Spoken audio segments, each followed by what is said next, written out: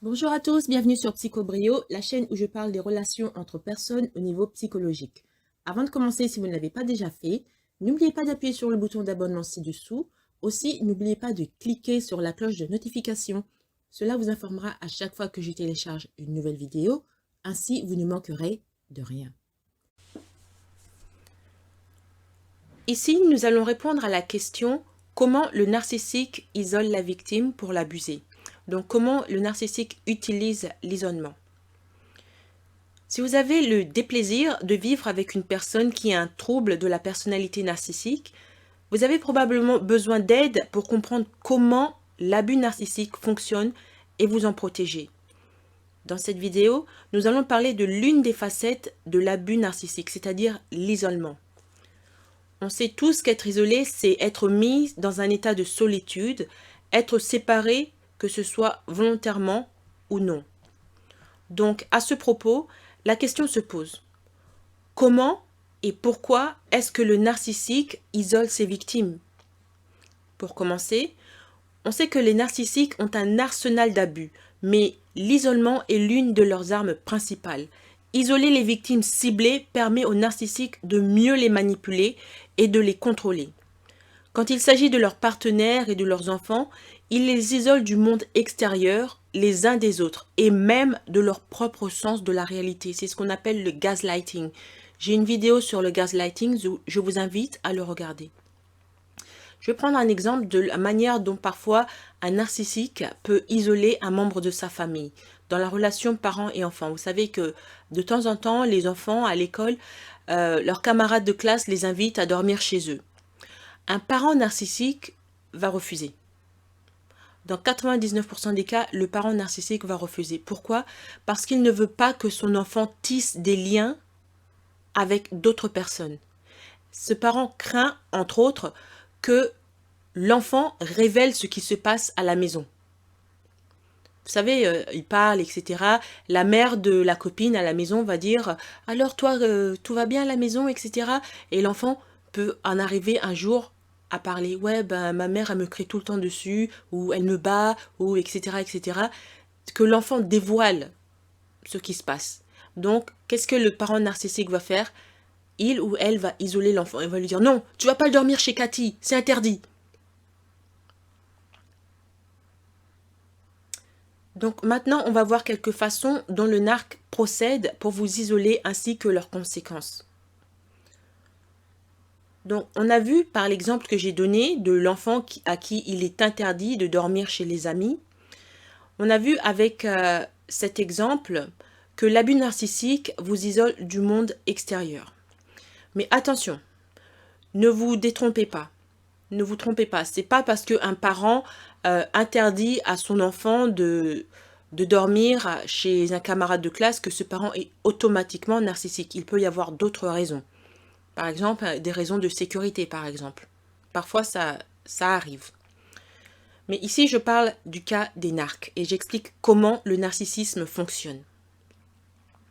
Les narcissiques cherchant continuellement à convaincre les autres et peut-être encore plus eux-mêmes que leur faux masque de supériorité est réel, eh bien, ils isolent leurs proches pour contrôler ce que leurs proches reflètent et révèlent au sujet d'eux. Ils isolent généralement les membres de la famille parce qu'ils représentent la plus grande menace de révéler des choses qu'ils veulent garder hors de la vue du public. C'est ce que j'ai dit avec mon exemple sur la petite fille qui va dormir chez sa camarade. Les narcissiques surveillent attentivement les informations et les images familiales exposées au monde extérieur. Donc, l'isolement, c'est un moyen de contrôle, de contrôler ce qu'il va filtrer, les informations qui vont filtrer au monde extérieur. On va aussi voir maintenant que l'abus narcissique vous isole des membres de votre propre famille. Une autre tactique de prédilection du narcissique est de diviser pour mieux régner. Au sein des familles, les narcissiques dressent impitoyablement les membres les uns contre les autres. Une méthode qu'ils utilisent est de traiter les enfants de manière inéquitable, en favorisant l'un et en ciblant les autres. Par exemple, vous connaissez tous l'histoire de Cendrillon. Qu'est-ce qui s'est passé? Eh bien, il y avait sa mère, en tout cas sa belle-mère, et ses deux sœurs, ses deux demi-sœurs. Et Cendrillon, c'était la bonne. Alors que les deux demi-sœurs, elles faisaient rien toute la journée. Elles se faisaient même pas belles parce qu'elles étaient pas belles. Mais elles ne faisaient rien. Donc c'était une manière de monter les unes contre les autres. Cet enfant contre celui-là. En tout cas contre celle-là. Avec un S.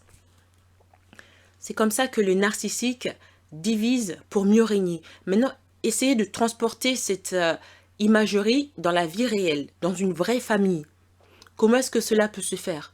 Eh bien, dans beaucoup de familles, il y a un enfant à qui on va lui dire c'est toi qui nettoies la maison, c'est toi qui fais la vaisselle, c'est toi qui fais ci, c'est toi qui fais ça. C'est un enfant qui est devenu la Cendrillon de la maison, la bonne de la maison, alors que les autres enfants, on n'attend rien d'eux.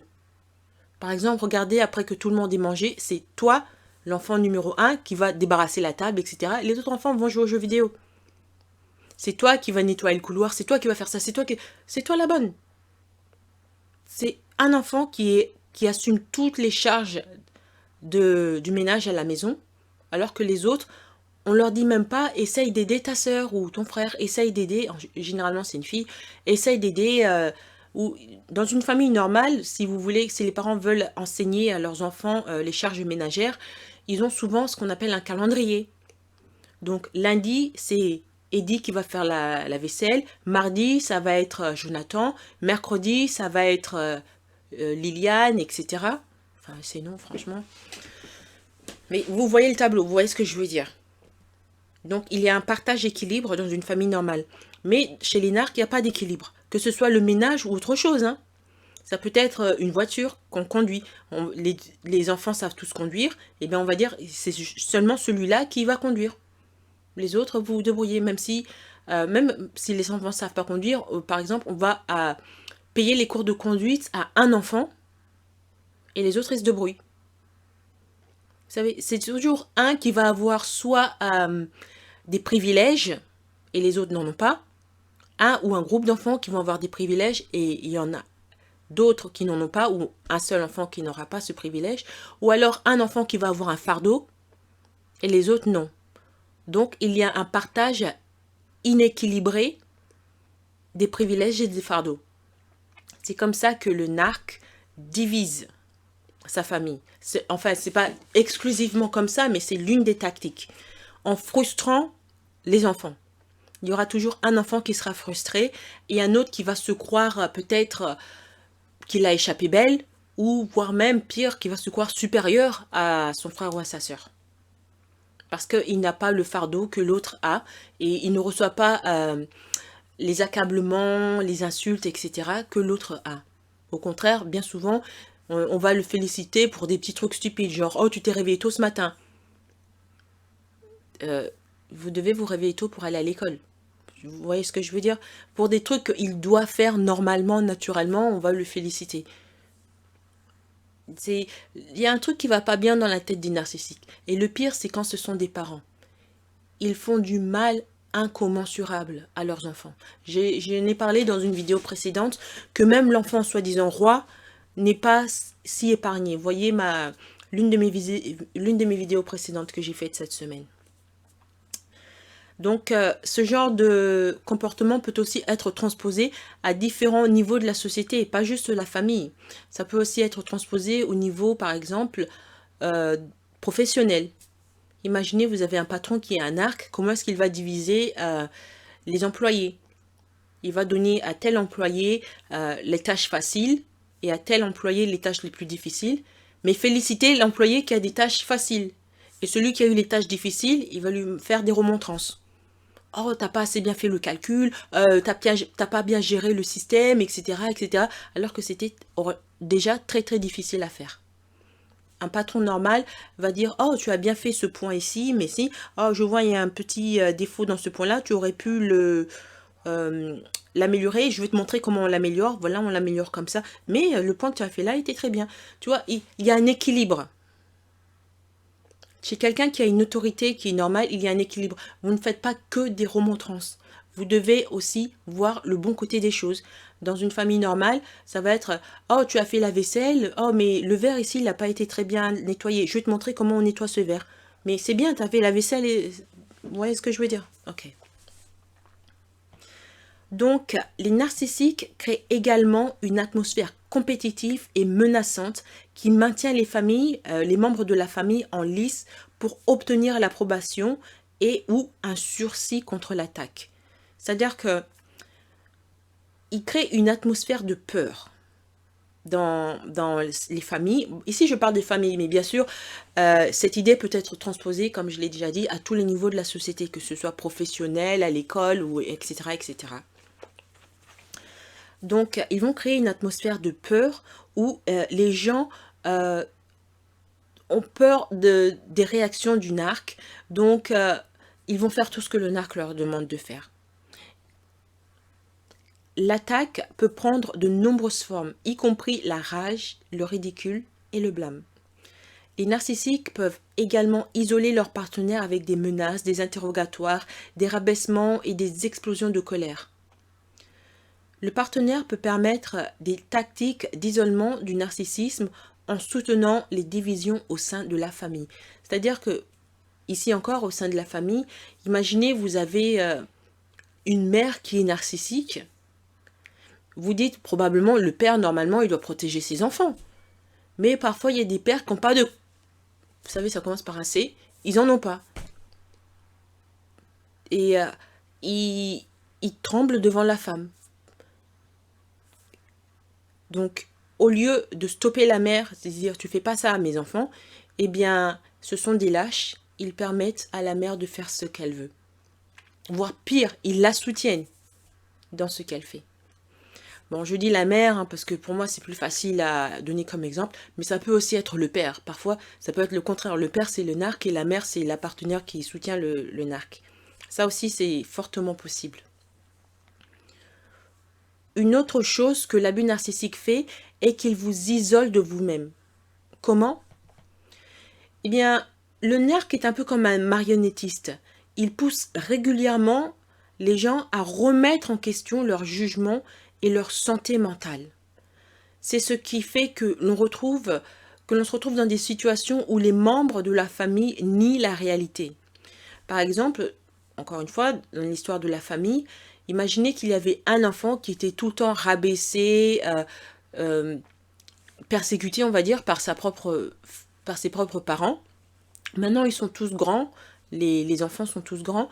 Eh bien, vous avez le souffre-douleur, s'il parle à ses frères et sœurs et commence à raconter son histoire, à raconter sa peine. Les autres frères et sœurs qui étaient là, qui ont tout vu, qui ont tout entendu, eh bien, ils vont nier. Ils vont dire, non, ça s'est jamais existé. Ça n'a jamais existé. Pourquoi? Parce que leur parent narcissique a travaillé dans leur cerveau, dans leur esprit pendant des années, à les faire accepter ce qu'on appelle la dissonance cognitive. Il les a gaslightés. J'ai une vidéo sur le gaslighting où il remet en question leur réalité. C'est-à-dire, comment est-ce qu'un parent peut faire ça? Imaginez quelqu'un qui a trois enfants. Admettons que cette personne, ce parent narcissique, est méchant avec l'enfant numéro 1, le premier-né. Il est très très méchant. Pour une raison ou pour une autre, peut-être que le premier-né est né d'un viol, ou le premier-né, il n'aimait pas le parent du premier-né, par exemple, mais les deux autres enfants, ils sont nés dans un cadre d'amour, dans le genre, et cette mère aimait le père des deux enfants, et le père des deux enfants aimait. Donc, admettons, la mère n'aime pas le premier-né, mais est super gentille avec les deux autres, une mère normale avec les deux autres. Donc, quelle va être l'expérience des deux autres? Les deux autres vont dire non, tu dis que notre mère était mauvaise, qu'elle était ça, c'était un serpent, c'était un dragon, c'était une hyène, c'était 10, c'était date. Non, elle était absolument gentille et ils vont commencer à dire, tu te souviens pas, c'est le jour où elle m'a fait ça, ce jour où elle m'a aidé à faire mes devoirs, ce jour où elle est venue me chercher, ce jour où elle m'a fait ci, ce jour où elle m'a offert ça, parce que c'est leur vérité, c'est leur expérience. Mais ils sont tellement englobés dans maman est gentille qu'ils rejettent toute suggestion du contraire et même la mémoire qu'ils ont quand la mère était un dragon contre leur frère ou sœur aîné. Et ça, c'est un jeu du narc pour se protéger, pour, comme on dit, j'ai oublié le mot, faire disparaître les traces, je crois que c'est ça, pour faire disparaître les traces de sa culpabilité. Donc comme ça, la mère va avoir deux témoins, les deux autres enfants, qui vont dire non, non, c'est pas vrai, maman était formidable. Et même si le premier enfant dit non, elle me battait, vous vous rappelez, la ceinture et tout, le jour où elle m'a tellement tapé que je me suis évanouie. Et les autres vont dire non, maman ne nous a jamais battus. C'est pas vrai. Donc, en faisant ce genre de choses, non seulement le narcissique sépare ses enfants, mais en plus, les narcissiques créent continuellement l'expérience de la dissonance cognitive, c'est-à-dire un conflit entre ce que vous ressentez, ce que vous avez vu, et ce qui est vrai, ce qu'il s'est réellement passé. J'ai aussi une vidéo sur la dissonance cognitive où je parle, je pense, ouais c'est ça, je parle de Will Smith, qu'il dit à qui veut l'entendre qu'il aime sa femme, que c'est la femme la plus merveilleuse du monde, alors que c'est une femme qui le rabaisse à chaque étape, à chaque fois qu'elle en a l'occasion, et elle le trompe avec tout ce qui bouge, même avec les amis de ses enfants. Il faut qu'il se réveille, cette femme ne t'aime pas. Hollywood c'est bizarre, ils restent pour des raisons bizarres, parfois ésotériques, mais 1 plus 1 ça fait 2. Quand vous aimez quelqu'un, il y a des choses que vous ne faites pas, il y a des choses que vous ne dites pas. Donc, la dissonance cognitive sape le lien intrinsèque entre vos sentiments et votre sentiment de la réalité, vous séparant essentiellement de vos perceptions, perçant un schisme à travers votre noyau par lequel vous en venez à douter fondamentalement de vous-même. Donc ça touche vraiment au cœur de l'individu. Vous doutez, c'est pas genre vous n'êtes pas sûr si ça s'est passé, ça. Non, vous êtes convaincu. C'est au fond de vous-même. C'est ça la dissonance cognitive. Et c'est ce qui s'est passé avec Will Smith. Dissonance cognitive. N'importe qui est un observateur objectif va lui dire Will Smith, c'est pas comme ça que ça marche le mariage. Le mariage, c'est pas ça. C'est basé sur l'amour. Et même quand il n'y a pas nécessairement de l'amour, parce qu'il y a des mariages arrangés et tout ça, ce n'est pas comme ça que l'on se traite. Ce n'est pas comme ça. 1 plus 1, ça fait 2. Quand 1 plus 1, ça fait 425, il y a quelque chose qui ne va pas.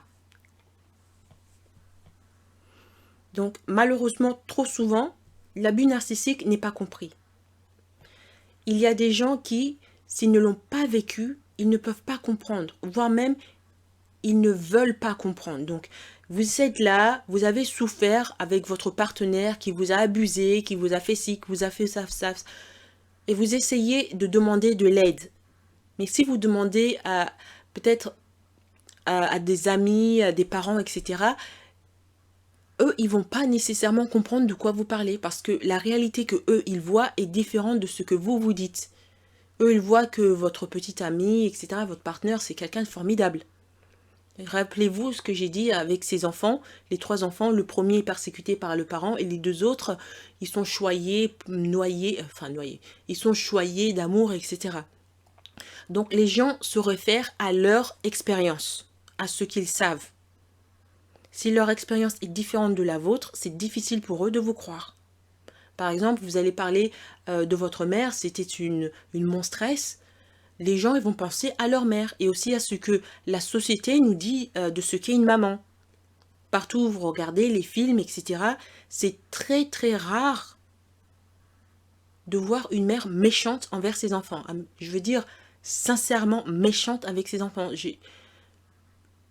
Je me rappelle pas vraiment, il y avait un film que j'avais vu, c'était un film je pense avec Oprah Winfrey, mais c'était il y a longtemps. Je pense que ça s'appelle Before Women Had Wings. C'est en anglais.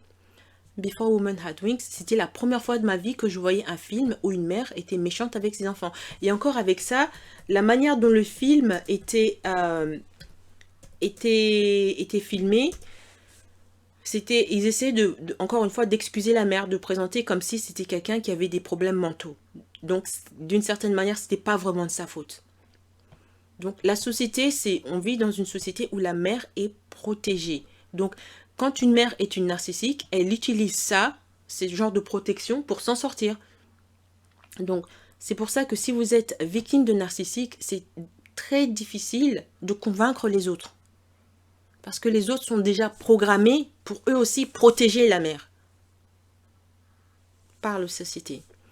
Et c'est la même chose avec le boss, etc. Si votre boss, quoique il y a des gens qui n'aiment, beaucoup de gens qui n'aiment pas leur boulot, donc quand vous parlez de votre boss, c'est un ringard qui vous fait ça et ça et ça, on a plus tendance à vous croire, mais ça dépend. Si c'est quelqu'un qui est charismatique, ce sera difficile. Si c'est quelqu'un qui est charismatique et qui fait du bien autour de lui, ce sera difficile que l'on vous croie. Donc vous devez être prête à accepter qu'il y a des gens qui vont pas vous croire quand vous racontez votre histoire. Pourquoi? Bon, il y a ça, le fait que la société a programmé beaucoup à penser qu'un certain type de personnes sont intouchables. Il y a aussi le fait que beaucoup de gens manquent d'imagination pour comprendre les choses au-delà de leur expérience immédiate. Mais pour ajouter l'insulte à une blessure qui est déjà horrible, le trouble de la personnalité narcissique est si particulièrement complexe, insidieux, impitoyable et destructeur qu'il est pratiquement impossible de le comprendre à moins de l'avoir vécu. Ou du moins à moins de l'avoir vécu de première main.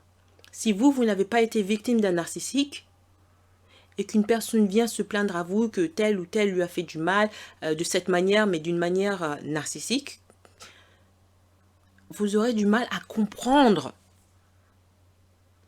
Vous pouvez consciemment ou inconsciemment minimiser la peine de cette personne. Oh, comment, c'est ta mère. Elle peut pas être aussi mauvaise. Elle t'a mis au monde, elle t'a porté pendant 9 mois. Mais il y a des mères qui n'aiment pas leurs enfants, ça c'est vrai. Hein. Imaginez, il y a des mères pour différentes raisons. Ça peut être parce qu'elles ont été violées. Et cet enfant, bah, il est né, ou alors elles n'ont pas aimé, il s'est passé quelque chose de négatif avec le père de l'enfant, ou juste l'enfant est né dans un cadre qui n'est pas propice. À cause de maintenant qu'elle a eu un enfant, elle doit arrêter ses études, sa carrière, ou elle doit faire ce genre de choses. Ou alors l'enfant n'est pas ce qu'elle voulait. Elle voulait, vous savez, les petites filles qui sont super mignonnes, etc. Au lieu de ça, elle a eu une grosse balourde. Qui est gauche, et qui est bizarre, et qui... La mère, elle le rejette. Je pense, dans le film... c'est pas un film, c'est une TV série coréenne drama. Un drama coréen, vous avez Sky Castle, vous avez ça, la mère qui rejette son enfant. Donc il y a cette femme, c'est une tuteure exceptionnellement brillante. Elle aide, son boulot c'est d'aider les enfants des autres à faire très très bien à l'école. Mais elle a sa propre fille qui l'a déçue. Sa fille était supposée être un génie, mais il y a eu un accident, son cerveau, ça a chamboulé, et elle est devenue bête. Et parce que la fille est devenue bête, la mère la rejette. Et la mère n'a aucun signe d'affection envers sa fille. Si vous les regardez, si un observateur les regarde, vous ne devinerez jamais que c'est la mère et la fille. Parce qu'il n'y a aucun signe d'amour. Il y a des parents qui sont comme ça. Vous ne voyez aucun signe d'amour entre eux et les enfants. Vous pensez que les enfants ont été adoptés ou c'est les enfants de quelqu'un d'autre. Encore les enfants adoptés, je dirais pas ça parce que ça devient tout de même les enfants du parent. Donc il y a des signes d'amour. L'enfant je veux dire l'enfant d'une ennemie. Qu'elle est forcée d'élever l'enfant de sa pire ennemie. Il y a des mères qui sont comme ça. Donc si malheureusement vous avez vécu ce genre de situation et que vous essayez de raconter votre expérience à d'autres gens, ils vont pas comprendre. Ils vont pas comprendre parce que ce n'est pas leur expérience à eux. Eux, ils ont eu des mères normaux. Personne n'est parfait, mais des mères, entre guillemets, normaux. Et malheureusement, c'est comme ça que le narcissique isole la personne, en vous faisant passer pour un fou. En faisant que les gens ne vous croient pas. Surtout que les narcissiques sont des gens qui, souvent, sont très charismatiques. Et c'est difficile de contredire une personne qui est charismatique. Dans notre conscient, que notre conscient, subconscient, etc., contredisent une personne qui est charismatique. Parce que cette personne rassemble tout ce qui fait que l'on admire. enfin pas tous, mais une grande partie des choses qui fait que on admire un être humain. Donc, même s'ils savent quelque chose qui n'est pas clair, la plupart des gens n'ont aucune idée de ce qu'est l'abus narcissique. Parce que comment pouvez-vous expliquer à l'humain moyen qu'une mère est sa fille? La plupart des gens n'ont aucune idée de ça. Ils ne savent pas que l'abus narcissique implique beaucoup de dommages émotionnels, des dommages physiologiques profonds et durables. Qu'est-ce que ça peut être un dommage physiologique? Physiologique, ça a rapport avec le corps physique. Et on voit ça surtout chez les femmes. Parce que les femmes sont des personnes émotionnelles, donc les hormones et tout ça, ça joue beaucoup. Et c'est ça que vous voyez que beaucoup de femmes qui sont victimes d'abus narcissiques ont des problèmes j'arrive jamais à dire ce mot. Vous savez, dans le ventre, gastro-intestinal, mon Dieu, j'arrive jamais à dire ce mot. Des problèmes dans le ventre, des problèmes de digestion. Bon, ça arrive aussi chez les hommes, mais pour cette vidéo, je me concentre un peu plus sur les femmes. Et au niveau hormonal, parce qu'il y a la dissonance cognitive, le message qui est envoyé au cerveau n'est pas le vécu de ce que la personne vit et ça se reflète dans le corps avec des choses comme les fibroïdes. Et ça peut être dangereux. Les fibroïdes, ça peut être dangereux et ça fait des complications si vous voulez avoir des bébés. Parfois, vous ne pouvez même pas avoir d'enfants à cause de ça. Il y a ça, et il y a beaucoup d'autres problèmes, hein. Les maux de tête, etc. Et tout ça, ça fait que votre vie devient une horreur. Vous n'arrivez pas à vivre.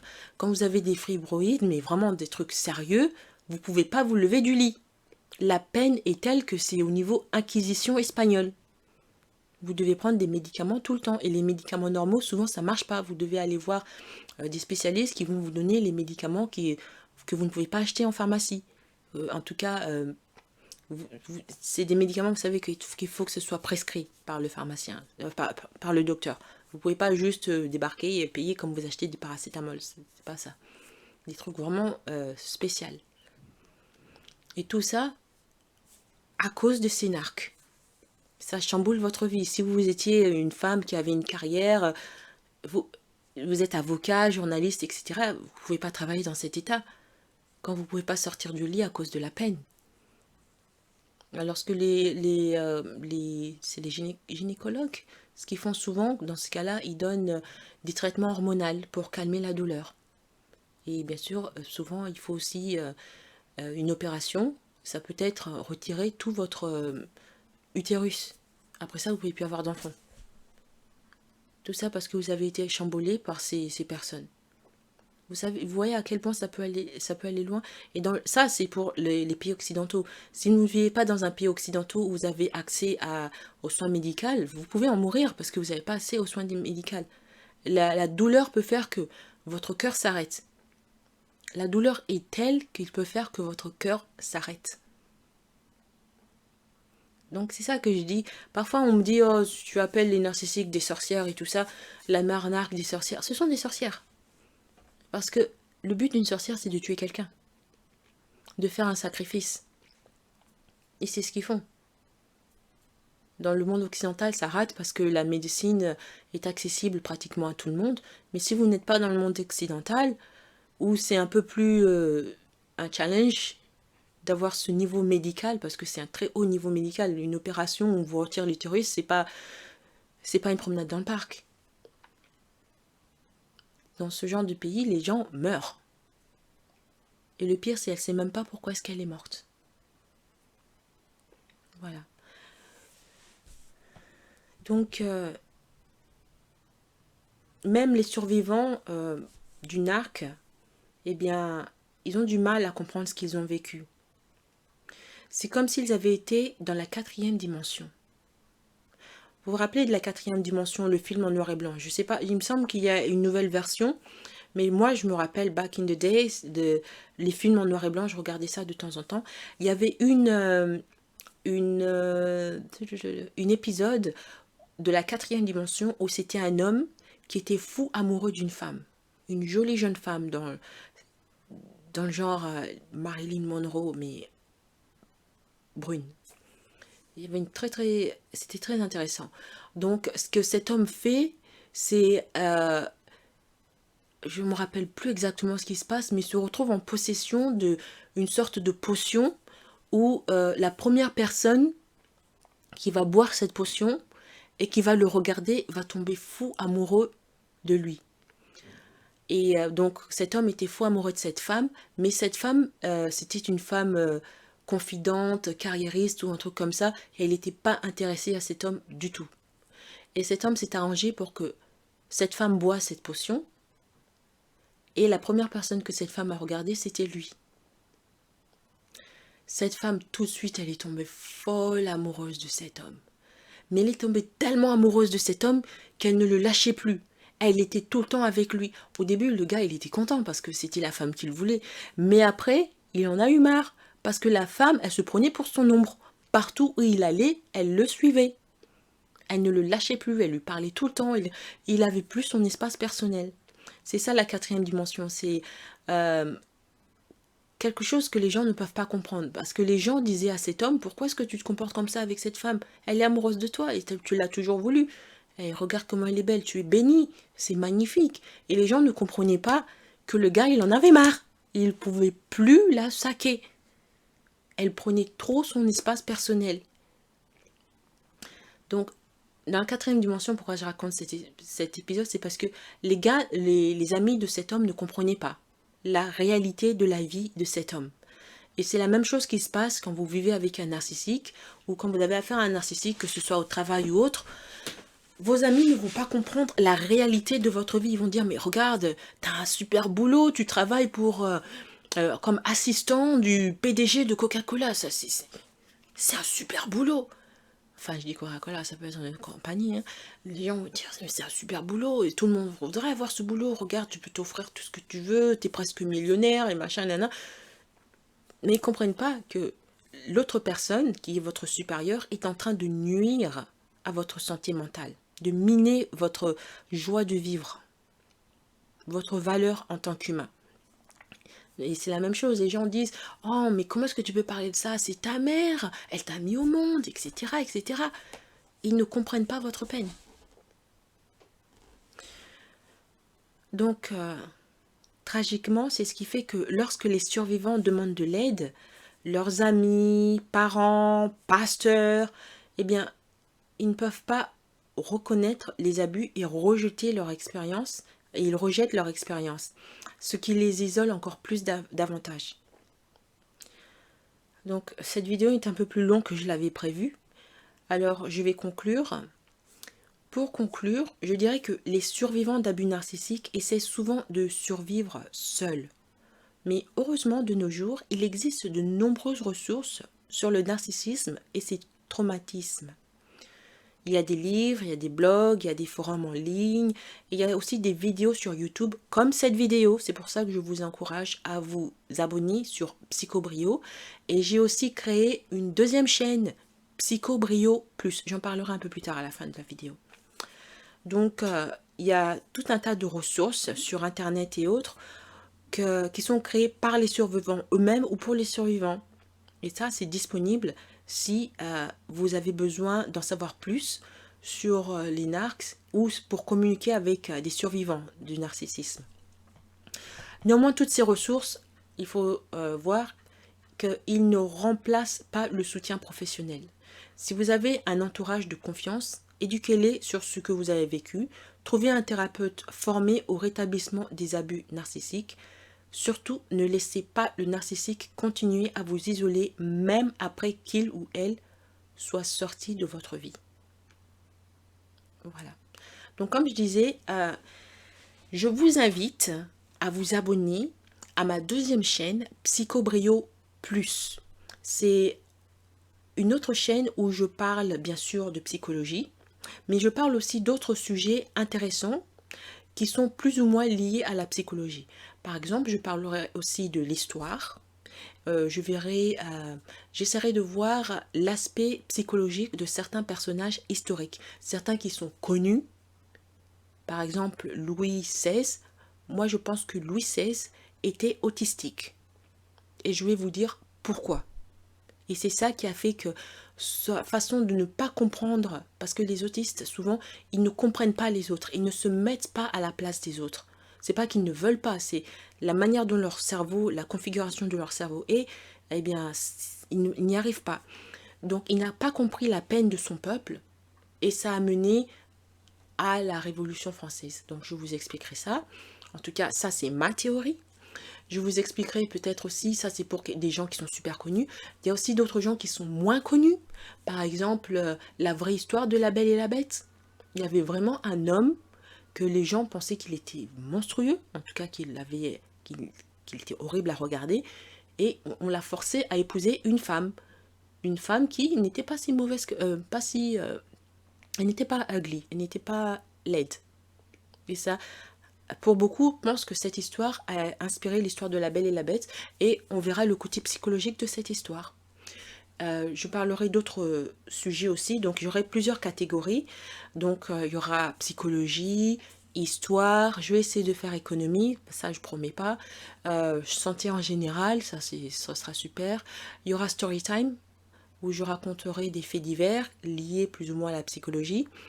Il y aura aussi story, où je raconte mon histoire, parce que ceux qui me connaissent, ceux qui ont suivi Psychobrio, vous savez que je suis aussi écrivaine, enfin j'essaie de le devenir, donc j'ai écrit un livre qui s'appelle Rhiannon, et je vous invite à l'acheter sur Amazon. Donc je lirai quelques passages de Rhiannon, et je ferai différentes trucs comme ça, ce sera fun. Je vous invite à vous abonner. Donc la chaîne a commencé cette semaine, donc pour l'instant il y a une vidéo, et avec le temps je posterai des vidéos. Je vais essayer de poster 2 vidéos par semaine parce que je suis aussi very busy. Donc je vous invite à vous abonner à Psychobrio, le lien est en bas. Merci, à bientôt. Merci d'avoir écouté cette vidéo. Avant de partir, n'oubliez pas de vous abonner et de partager cette vidéo en ligne. Il y a sûrement quelqu'un que vous connaissez qui a besoin d'en savoir plus sur ce qu'il en est réellement des narcissiques et des problèmes de santé mentale. Si vous aussi, vous voulez me demander de développer un sujet sur les relations psychologiques qui vous intéressent, vous pouvez me contacter par le moyen de mon compte Buy Me a Coffee. Le lien est en bas. Merci et à bientôt.